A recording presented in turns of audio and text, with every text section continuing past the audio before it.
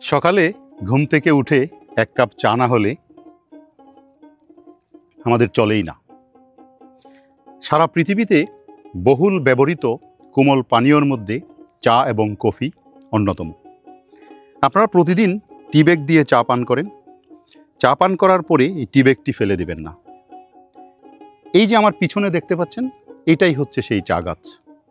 যাই হোক, যা বলছিলাম, চা পান করার পরে এই টি ব্যাগটি ফেলে দিবেন না। এটাকে ফ্রিজে রেখে দিয়ে ঠান্ডা করে নেবেন। ঠান্ডা করে নিয়ে আপনার চোখ দুটাকে বন্ধ করে দুইটার উপর দুইটা দিয়ে রাখবেন। তাহলে আপনার চোখের নিচের যে ডার্ক সার্কেল বা কালো দাগ সেটা চলে যাবে। কিভাবে চলে যাবে? এই চায়ে থাকা টেনিন কনস্ট্রিনজেন্ট হিসাবে কাজ করে।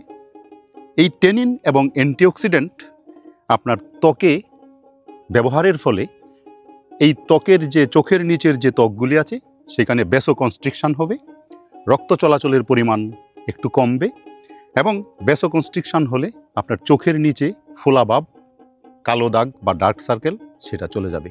আপনার চোখের নিচের যে ফোলাভাবটা সেটা চলে গিয়ে চোখের নিচের স্কিনটা হবে টান টান এবং দেখতে বেশ ভালো লাগবে।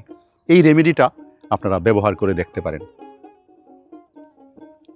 আশা করি উপকার পাবেন। তবে এই যে টি ব্যাগটাকে অবশ্যই আপনাকে ফ্রিজে রেখে ঠান্ডা করে নিতে হবে।